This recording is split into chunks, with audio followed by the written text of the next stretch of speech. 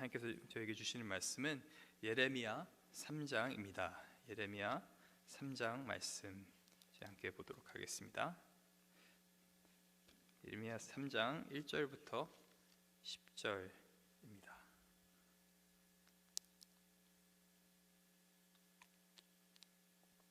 다 찾으셨으면 저희 한 목소리로 읽도록 하겠습니다. 그들이 말하기를 가령 사람이 그의 아내를 버림으로 그가 그에게서 떠나 타인의 아내가 된다 하자 남편이 그를 다시 받겠느냐 그리하면 그 땅이 크게 더러워지지 아니하겠느냐 하느니라. 내가 많은 무리와 행음하고서도 내게로 돌아오려느냐 여호와의 말씀이니라. 내 눈을 들어 헐벗은 산을 보라. 내가 행음하지 아니한 곳이 어디 있느냐. 내가 길가에 앉은 사람들을 기다린 것이 광야에 있는 아라비아 사람 같아서 음란과 행악으로 이 땅을 더럽혔도다. 그러므로 단비가 그쳤고 늦은 비가 없어졌으니라. 그럴지라도 내가 창녀의 낯을 가졌으므로 수치를 알지 못하느니라. 내가 이제부터는 너에게 부르짖기를 나의 아버지여 아버지는 나의 청년 시절의 보호자이시오니 노여움을 한없이 계속하시겠으며 끝까지 품으시겠나이까 하지 아니하겠느냐. 보라 내가 이같이 말하도 악을 행하는 내 욕심을 이루었으니 하시니라. 요시야 왕 때에 여호와께서 또 내게 이르시되 너는 배역한 이스라엘이 행한 바를 보았느냐. 그가 모든 높은 산에 오르며 모든 푸른 나무 아래로 가서 거기서 행음을 하였도다. 그가 이 모든 일들을 행한 후에 내가 말하기를 그가 내게로 돌아오리라 하였으나 아직도 내게로 돌아오지 아니하였고 그의 반역한 자매 유다는 그것을 보았느니라. 내가 배역한 이스라엘이 간음을 행하였으므로 내가 그를 내쫓고 그에게 이혼서까지 주었으되 그의 반역한 자매 유다가 두려워하지 아니하고 자기도 가서 행함을 내가 보았느라. 그가 돌과 나무와 더불어 행음함을 가볍게 여기고 행음하여 이 땅을 더럽혔거늘 이 모든 일이 있어도 그의 반역한 자매 유다가 진심으로 내게 돌아오지 아니하고 거짓으로 할 뿐이라 여호와의 말씀이니라. 아멘. 네, 요즘 저희가 드라마나 영화를 보게 되면은 꼭 빠지지 않는 소재가 한 가지 있습니다. 바로 불륜과 바람이라는 소재입니다. 과거에는 이 악당이 이제 드라마상에 이제 나쁜 사람이 보통 이제 바람이나 불륜을 저지르면서 사람들이 손가락질했죠. 와, 저렇게 악한 사람이 있나? 정말 사람 같지도 않은 사람이라고 저희가 말을 했는데 요즘에는 이 악당이 아닌 주인공들이 보통 불륜 그리고 바람을 저지릅니다. 그러면서 야, 저렇게 금지된 사랑, 위험한 사랑, 또 본성에 충실한 사랑, 나도 한번 해봤으면 좋겠다 고 사람들이 속으로 이렇게 생각을 하죠. 어떻게 보면은 이 바람과 불륜이 요즘에는 미화돼서 그렇게 영화나 또 드라마에 등장을 하게 됩니다. 그런 모습들, 외도하는 그런 모습들을 보고 사람들은 어떻게 보면 짜릿함을 느끼고 또 그 모습에 열광을 하게 되는 것이죠. 바람이 중년의 사춘기다라는 말이 있을 정도로 사람들은 너무나 당연하게 이 결혼 생활 가운데 한 번쯤은 누구나 바람을 피울 수가 있다, 또 외도를 할 수 있다고 그렇게 말을 합니다. 바람 피는 것도 능력이지, 어떤 사람들은 그렇게 말을 하는데 성경에서는 철저하게 이 간음의 문제를 금지하고 있습니다. 오늘 본문을 보시면 계속적으로 반복해서 등장하는 단어가 한 가지가 있는데 그 단어가 뭐냐면 바로 행음이라는 단어입니다. 보통 음행이라고 하면은 음란한 행동이라고 해서 저희가 굉장히 친숙한 그런 단어인데 이 행음은 이 음란하게 간음하는 행동, 즉 결혼 생활 가운데서 나의 배우자가 있는데 다른 사람과 음란한 어떤 관계를 갖는 것을 이 행음이라고 합니다. 영어 성경을 보시게 되면은 조금 더 직접적인 어떤 표현들이 쓰여지는데 playing the whore, 굉장히 이제 매춘부처럼 음란한 사람, living as a prostitute, 창녀 같이 사는 것, 그런 표현들을 이제 영어 성경에서는 사용하고 있습니다. 그 정도로 이 행음이라는 것은 사실 입에 담기도 어떻게 보면 조금은 불쾌한 그런 단어인데 이 10구절밖에 되지 않는 이 짧은 본문 가운데서 예레미야 선지자는 6번이나 이 행음이라는 단어를 사용하는 것을 저희가 오늘 본문에서 볼 수가 있습니다. 왜 이 단어를, 이렇게 불쾌한 단어를 계속적으로 사용하고 있습니까? 예레미야 31장 32절을 보게 되시면은 이런 내용이 나와 있습니다. 하나님께서 이제 새 언약을 이스라엘과 유다 가운데 이제 맺겠다고 하시면서 뭐라고 말씀하시냐면은 내가 이스라엘 백성을 애굽 땅에서 인도해냈을 때 그들과 언약을 맺었었는데 그들의 남편이 내가 되었고 하지만 그들이 내 언약을 깨트렸다라고 이제 예레미야 31장 32절에 나와 있습니다. 즉 성경은 특히 구약 성경의 이 하나님과 이스라엘의 관계는 어떻게 보면 남편과 아내의 관계입니다. 하나님께서는 계속적으로 이스라엘에게 말씀하시는 것이 내가 너희의 남편이다. 너는 나만 바라보고 살아라. 내가 너를 지켜주겠다. 내가 너를 보호하겠다. 내가 너를 도우리라. 그리고 어떻게 보면은 이 아내 되는 이스라엘은 계속해서 하나님께 순종하고 또 따르고 또 하나님이 행하신 일에 함께 동참하는 그런 역할들을 하는 것이죠. 그런데 하나님께서 말씀하시는 것이 내가 너희의 남편이 되는데 너희가 이 언약을 깨트렸다고 예레미야 선지자 입술을 통해 그렇게 말씀을 하십니다. 부부는 이 결혼이라는 굉장히 아름다운 언약 속에서 맺어지는 그러한 아주 특별한 관계입니다. 그래서 우리는 결혼을 할 때 보통 이제 남편은 아내만을 사랑하겠다, 또 아내는 남편만을 평생 사랑했다고 고백을 합니다. 이 하나님께서 이스라엘 백성들을 애굽 가운데서 이끌어내셨을 때도 동일한 어떤 언약을 맺으셨습니다.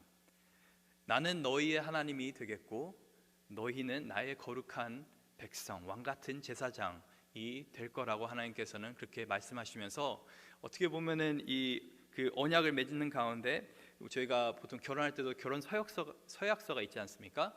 하나님께서 이 서약서처럼 주신 게 바로 십계명 말씀입니다. 그 서약서의 가장 첫 번째 계명이 무엇입니까?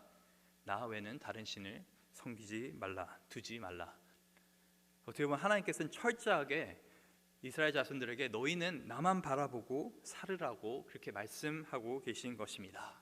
바람, 불륜 절대 안 된다는 것이죠. 그런데 지금 남유다의 상황은 남편 대신 하나님을 냅두고 다른 세상의 신들 또 세상의 것들을 계속적으로 따르고 있는 그러한 상황입니다. 세상에 푹 빠져 살고 있는 그러한 상황입니다. 어떻게 보면 영적으로 바람이 난 그런 상황입니다. 신명기 24장을 보게 되면은 이 율법에서 말하는데 원래 남편을 두고 다른 남자와 결혼을 하는 사람은 다시 나중에 그 두 번째 남편이 죽더라도 아니면 두 번째 남편과 이혼하더라도 원래 남편에게 법적으로 돌아올 수가 없습니다. 법적으로 돌아오는 것이 금지되어 있습니다. 만약에 그렇게 하는 것은 땅을 더럽히는 것이라고 신명기 24장에는 기록하고 있는데 이 말씀을 빗대어서 예레미야 선지자가 오늘 본문 1절에서 이렇게 말을 합니다.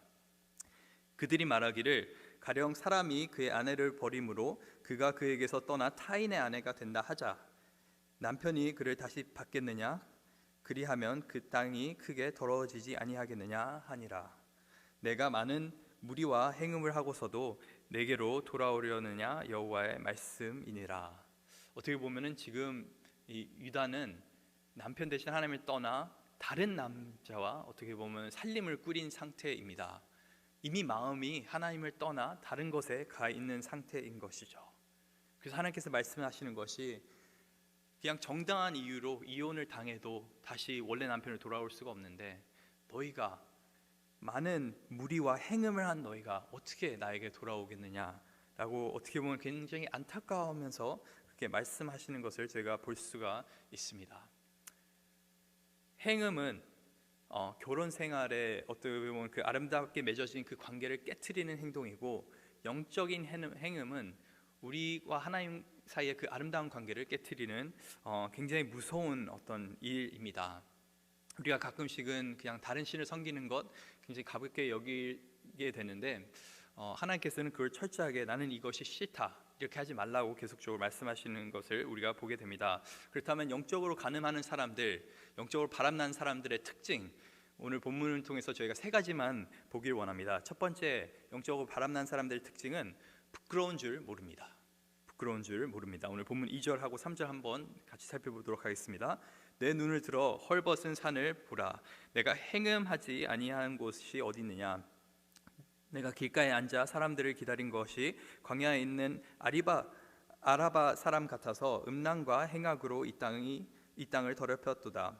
그러므로 단비가 그쳤고 늦은 비가 없어졌느니라. 그럴지라도 내가 창녀의 낯을 가졌으므로 수치를 알지 못하느니라. 수치를 알지 못한다는 것은 부끄러워하지 않는다는 것이죠. 어떻게 보면은 이 유다는 지금 비밀스럽게 몰래 지금 바람 피우고 있는 것이 아니라 내가 행음하지 않은 곳이 어디 있느냐, 길가에 있는 매춘부처럼 사람을 기다리고 있는 그러한 상태입니다. 대놓고 어떻게 보면 하나님을 곁에 두고 바람을 피우고 있는 그러한 상황인 것이죠. 하나님의 은혜의 상징인 단비 그리고 이 늦은 비, 특히 보통 이스라엘에는 이제 농경 사회인데 이른 비와 늦은 비가 굉장히 중요하다고 합니다. 뭐 여름에는 비가 안 와도 그렇게까지 문제가 되지 않는데 이제 특히 이제 처음에 이른 비 그리고 나중에 추수할 때 늦은 비는 꼭 있어야 이제 작물들이 잘 자라고 또 좋은 추수를 할 수 있다고 하는데, 그래서 비는 철저하게 하나님의 은혜의 상징입니다, 구약에서는. 그런데 이 비가 그치는데도 불구하고 하나님께서 자신의 이 사람들 가운데 부어지는 은혜를 그치시는데도 불구하고 이런 경고의 메시지를 보내심에도 불구하고 유다는 계속적으로 수치스러워하지 않고 부끄러워하지 않고 행음을 하고 있는 것을 볼 수가 있습니다. 죄를 지어도 굉장히 무덤덤하다는 것이죠. 무감각하다는 것입니다. 이것이 영적으로 바람난 사람들의 특징입니다. 죄를 지어도 감각이 없습니다. 어떻게 그러면 이렇게 감각이 없을 수가 있나 생각해 볼 수가 있는데, 대부분의 사람들은 자기 합리화를 통해서 이 죄에 대해 묻어지는 것을 저희가 보게 됩니다. 내가 죄를 지어놓고도 결국에는 그래도 괜찮아, 어쩔 수 없었어. 사업을 하는 가운데 하나님께서 보시기에는 조금은 이제 잘못된 일을 저질러 놓더라도 남들 다 하는 건데, 또 사업을 하는 사람은 어쩔 수 없이 하는 건데 라고 생각하는 경우가 있습니다. 내가 처한 상황이 문제지 내가 문제는 아니야. 내가 속한 사회가 문제지 이 지도자들이 문제지 내가 문제는 아니야. 나는 잘못한 게 없어. 나는 오히려 피해자야라는 어떤 피해의식을 가지면서 많은 경우 저희는 자기 합리화를 하면서 살아가게 됩니다. 특히 부부 생활 속에서 문제가 있을 때 항상 이제 남편은 아내 탓을 하게 되고 아내는 남편 탓을 하게 되는 것을 저희가 쉽게 보게 됩니다.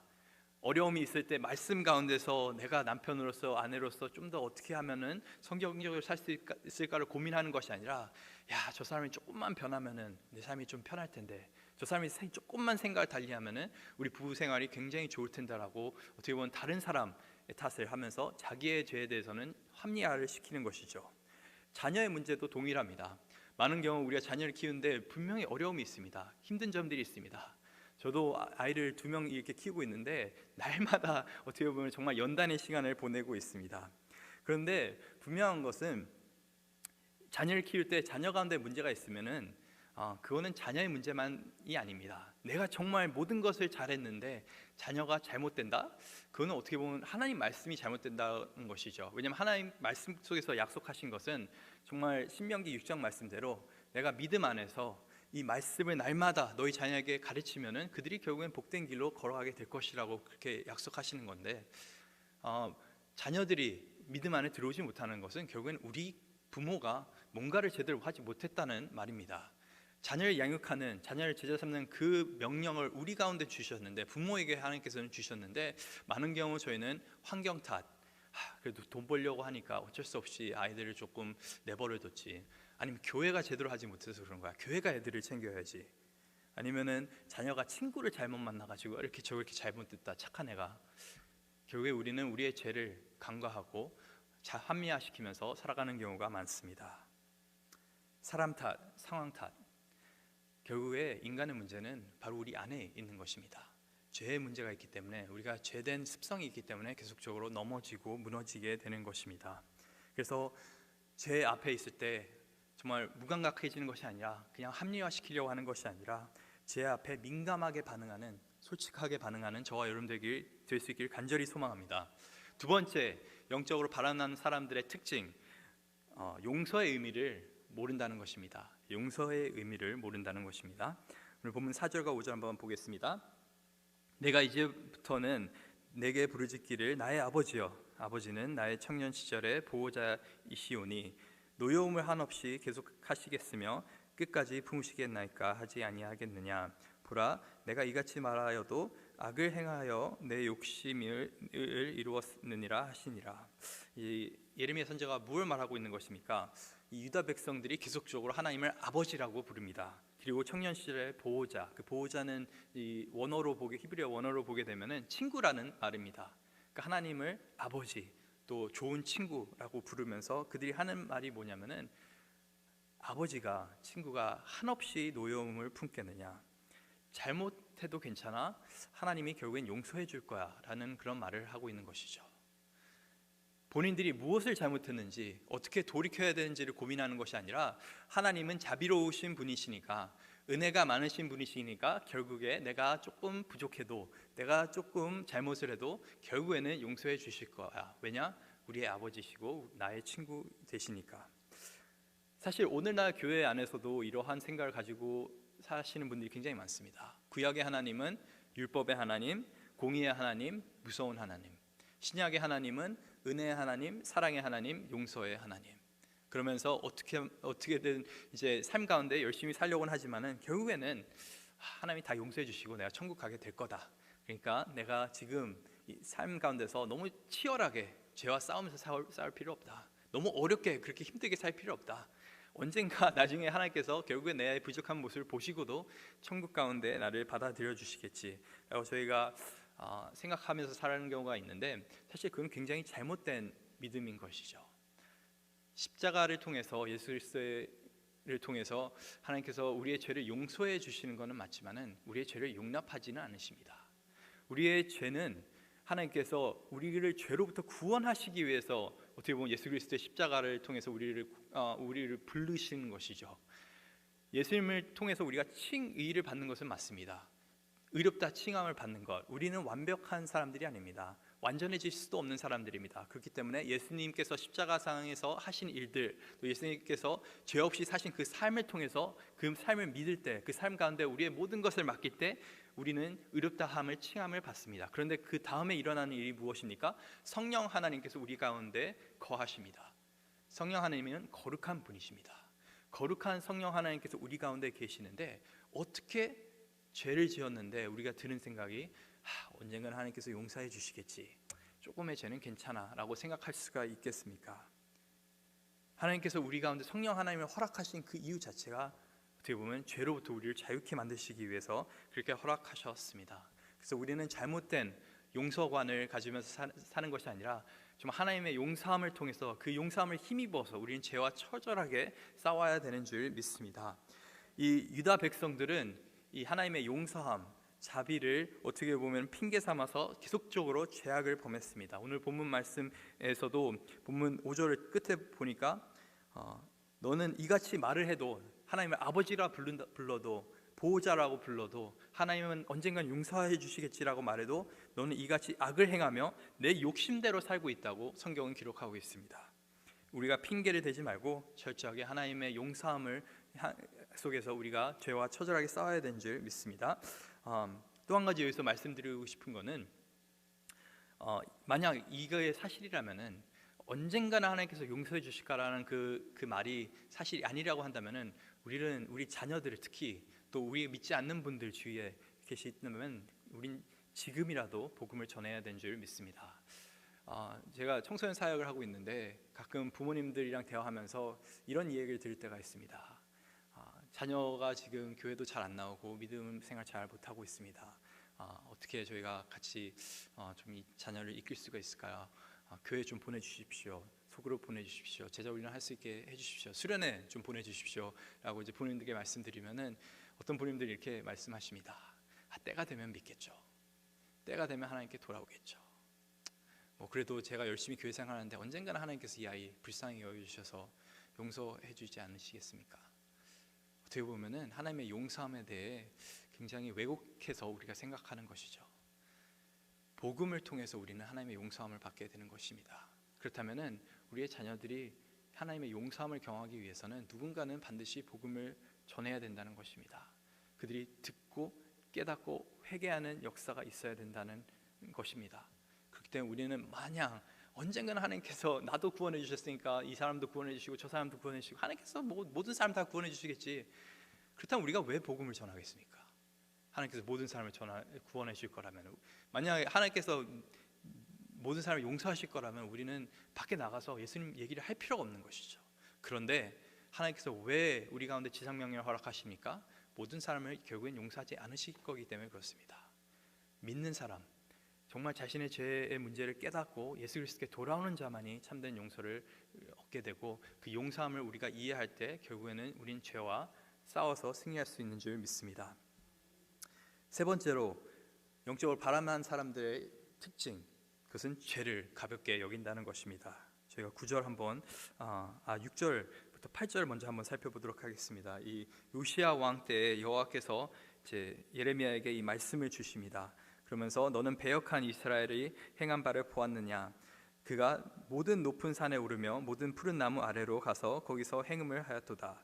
그가 이 모든 일들을 행한 후에 내가 말하기를 그가 내게로 돌아오리라 하였으나 아직도 내게로 돌아오지 아니하였고 그의 반역한 자매 유다는 그것을 보았느니라. 내게 배역한 이스라엘이 간음을 행하였으므로 내가 그를 내쫓고 그에게서 이혼서까지 주었으되 그의 반역한 자매 유다가 두려워하지 아니하고 자기도 가서 행함을 내게 보았노라. 이제 솔로몬 시대 이후에 이스라엘이 둘로 나눠지게 되죠. 북이스라엘 그리고 남유다. 그리고 북이스라엘 가운데는 선한 왕이 한 명도 없습니다. 그래서 결국에는 북이스라엘이 먼저 이제 BC 722년에 망하게 됩니다. 그 모습을 보고 예레미야 선지자가 남유다의 가운데 계속적으로 선포하는 메시지가 뭐냐면 이스라엘을 보라. 그 북이스라엘이 결국에는 바람피다가 어떻게 보면 하나님의 심판을 받지 않았냐? 너희는 회개하라. 그런데 자신의 죄들을 돌이키지 않습니다. 다른 사람이 그렇게 철저하게 망하는 그 모습을 보고도, 자기의 형제가 망하는 모습을 보고도 유다는 돌이키지 않고 오히려 9절에 보면은 그가 돌과 나무와 더불어 행음함을 가볍게 여기고 행음하여 이 땅을 더럽혔거늘 라고 이제 말을 합니다. 즉 유다는 죄를 굉장히 가볍게 여겼다는 말입니다. 죄를 가볍게 여긴다는 것은 결국에 하나님을 가볍게 여긴다는 것입니다. 하나님을 거룩하게 여기는 사람들은, 하나님을 두려워하는 사람들은 죄짓기도 두려워합니다. 거룩하신 하나님, 깨끗하신 하나님이 얼마나 죄 짓는 것을 싫어하시는데 내가 어떻게 죄를 지을 수 있겠느냐 하고 우리는 생각하게 되는 것인데, 죄를 우리가 가볍게 여긴다는 것은 결국엔 하나님을 가볍게 여긴다는 것입니다. 그래서 본문 10절에 보게 되면은 이 모든 일이 있어도 그의 반역한 자매 유다가 진심으로 내게 돌아오지 아니하고 거짓으로 할 뿐이니라. 여호와의 말씀이니라. 이제 요시야 왕 이후에 남유다가 조금은 이제 조금 정신을 차리고 요시야 왕의 개혁 때문에 조금 정신 차리고 우상들을 좀 버리고 그렇게 살아가는데, 하나님은 사람들의 진심을 알고 있습니다. 그 마음 깊은 곳을 알고 있는데 말씀하시는 것이 너희가 행위로는 나에게 돌아오고 있는데 너의 마음은 아직까지도 다른 사람들에게 또 다른 신들에게 가 있다고 이렇게 말씀하는 걸 오늘 본문에서 살펴보게 됩니다. 이 신약으로 넘어오게 되면은 교회가 그리스도의 신부로 등장을 하게 됩니다. 구약에서는 이스라엘이 하나님의 아내였다고 한다면은 신약에서는 우리가, 교회가 그리스도의 순결한 신부가 되는 것이죠. 이런 말이 있습니다. 남불내로, 이게 사자성어인 줄 제가 알았는데 이게 뭐냐면은 남이 하면 불륜, 내가 하면은 로맨스라는 말입니다. 많은 경우 우리는 살아갈 때, 신앙생활을 할 때 다른 사람들의 죄에 대해서는 한없이 우리는 참 손가락질을 하고 그걸 들춰내고 싶어하고 그거에 대해서 얘기하고 싶어 하는데, 정작 내 죄에 대해서는 굉장히 관대할 때가 있습니다. 남이 하면 불륜, 내가 하면 로맨스. 그런데 하나님께서 오늘 말씀 가운데서 우리에게 철저하게 참 드러내시는 건 뭐냐면은 하나님은 우리의 유일한 사랑이 되셔야 된다는 것입니다. 저는 결혼식을 했을 때 서약을 했습니다. 아내만을 사랑하겠다고 했을 때는 아내를 다른 사람보다 더 많이 사랑했다는 말이 아니라 아내만을 사랑하겠다는 말을 했습니다. 제가 만약에 바람을 피운다고 가정을 해보고 싶습니다. 그래서 집에 돌아왔는데 아내가 그 사실을 발견했습니다. 근데 제가 변명을 합니다. 물론 내가 바람을 피운 건 맞지만, 다른 여자를 만난 건 맞지만, 내가 당신에게 가장 많은 돈을 쏟아붓고 있고 당신에게 가장 많은 시간을 주고 있고 나의 힘과 능력 당신에게 가장 많이 주고 있습니다. 그러니까 내가 바람 핀 거 조금 이해해 주십시오 라고 하면은 저는 아마 귀싸대기를 맞을 겁니다. 말이 안 되는 것이죠. 근데 우리가 이렇게 신앙생활 할 때가 많습니다. 하나님께서는 다른 사람보다 나를 더 사랑하라고 말씀하지 않으셨습니다. 나만 사랑하라고 말씀하셨습니다. 제가 아내와 결혼하는 그 순간 저와 다른 여자의 관계는 완전히 다 뒤바뀌었습니다. 모든 다른 여자는 이제 이성적인 관계가 아닌 친구의 관계, 정말 어떻게 보면 가족의 관계인 것이죠. 믿음 안에서 가족의 관계. 제가 이성적으로 사랑하는 사람은 딱 한 사람, 저의 아내뿐인 것입니다. 그와 동일하게 하나님을 우리가 사랑한다면, 하나님이 나의 남편이 된다면 다른 세상의 것들 존재할 수 있습니다. 돈 존재할 수 있습니다. 관계 존재할 수 있습니다. 하나님보다 그것들을 더 사랑하는 게 문제가 아니라 하나님 때문에 내가 돈을 쓰는 방법이, 내가 관계를 맺는 방법이, 내가 사업을 하는 방법이, 내가 자녀를 양육하는 방법이, 내가 결혼 생활하는 방법이 다 달라져야 된다는 것입니다. 그것이 하나님을 사랑하는 방법입니다. 오늘 하루도 바람 피지 마시고 하나님만을 바라보면서 외도하지 않는 순결한 그리스도의 신부 다 되시길 간절히 소망합니다.